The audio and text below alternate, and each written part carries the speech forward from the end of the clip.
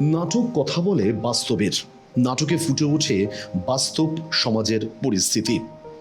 মধুসূদন মঞ্চে এদিন সমকালীন সংস্কৃতির প্রযোজনায় হয়ে গেল দুটি নাটক। সমকালীন সংস্কৃতির প্রযোজনায় এদিন প্রথম নাটক সুভদ্রারা প্রথম মঞ্চস্থ হল মধুসূদন মঞ্চে। পরিচালক সুদীপ্ত সরকার। সুভদ্রারা অর্থাৎ আজকের সমাজে যারা সোশ্যাল মিডিয়ায় আকৃষ্ট, যারা ফেসবুক, ইউটিউব কিংবা রিল বানাতে অভ্যস্ত, তাদের নিয়েই এদিনের নাটক। সুভদ্রার মঞ্চ, উপস্থাপনা, আলো, নৃত্য, অভিনয় সবকিছু মিলিয়ে দর্শকদের মন কাড়ল সবার।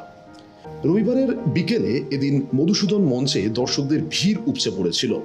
কি বললেন এই নাটকের পরিচালক সুদীপ্ত সরকার, শুনবো। সুভদ্রার বিষয়টা খুব একটা সমসাময়িক সমকালীন বিষয়। অর্থাৎ এই যে নতুন প্রজন্ম রিলস নিয়ে ভাবে যে বিভিন্ন রকমের রিলস বানাবে এবং তার জন্য কখনো কখনো সীমারেখা অতিক্রম করে যাচ্ছে মানুষের কাছে, তারা দেখতে পাচ্ছে কখনো কখনো শালীনতার সীমা লঙ্ঘন হয়ে যাচ্ছে। তো সেই জায়গা নিয়ে 2022 সালে ঘটে যাওয়া পত্রিকায় প্রকাশিত একটি ঘটনা থেকে নিয়ে এই নাটকের পরিকল্পনাটি আমার মাথায় আসে। মূলত রিলস বানানো এবং তার থেকে কোন পরিণতির দিকে যেতে পারে।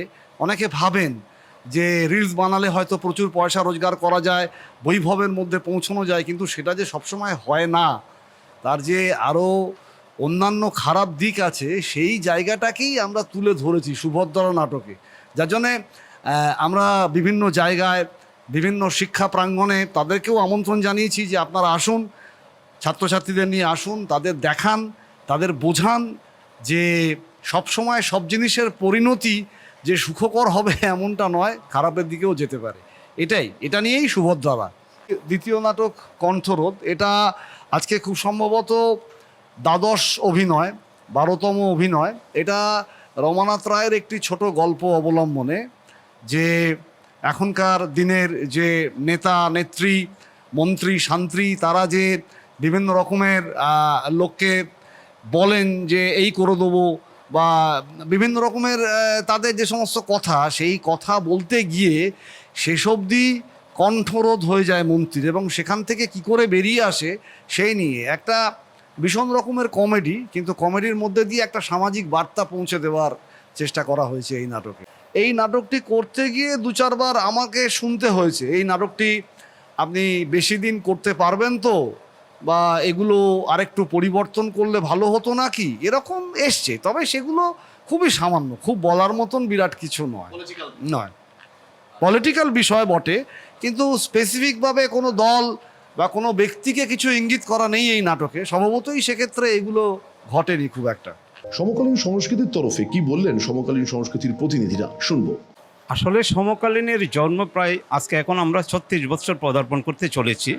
তো সমকালীনের নামের সাথেই যে সমসাময়িক পরিস্থিতি, সামাজিক যে প্রেক্ষাপট সাময়িক, সেটার ভিত্তি করে আমাদের নাটকগুলো হয় প্রতিবারই, এবং সেই রকমই আজকে যে দুটো নাটক মঞ্চস্থ হবে, প্রথম হচ্ছে সুভদ্রারা, আর তার পরবর্তী হচ্ছে কণ্ঠরোধ। সুভদ্রার যে মঞ্চস্থ হবে সেটা হচ্ছে বিশেষ করে এখনকার ছেলে মেয়ের যে নতুন প্রজন্ম, তারা চাচ্ছে কি যে তারা বিভিন্ন কিছু রাস্তা, চলমান ট্রেন, যে কোনো বিপজ্জনক জায়গায়ও তারা রিলস করে এবং সেটা মানে সোশ্যাল মিডিয়াতে দেওয়ার জন্য, এবং সেখান থেকে ভাবছে কি বেশ কিছু টাকা পাবে, এই ধরনের তাদের মধ্যে নিজেকে প্রকাশ করার জন্য তাদের নিজেদের গোপন বিষয়বস্তু অনেক সময় প্রকাশিত হয়, যেটা কাঙ্ক্ষিত নয়।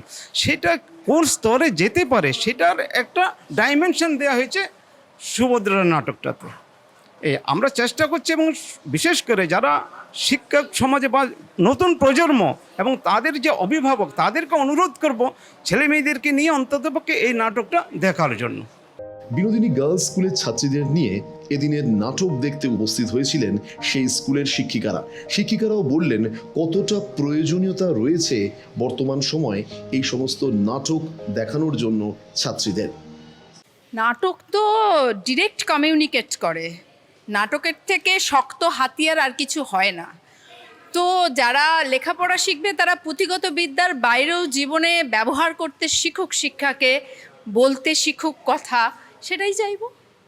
আর তার সঙ্গে তো এখন ওই আংটির ওপর নমুনা করে বড় হওয়া, আর মাঠ নেই, অমুক নেই, তমুক নেই, তো স্কুলে এত বন্ধুদের মধ্যে ওরা যদি একটু নেচে গিয়ে অন্য রকম সিলেবাসের বাইরে গিয়ে মজা পায়, টিচারদের ভয় না পেয়ে সেখানে ভয়গুলো কেটে যায়, তাহলে সেটা আমাদেরও পাওনা। সবকিছু মিলিয়ে সমকালীন সংস্কৃতির প্রয়োজনায় সুভদ্রারা এবং কণ্ঠরোধ দুটি নাটক দর্শকদের মন কাড়ল।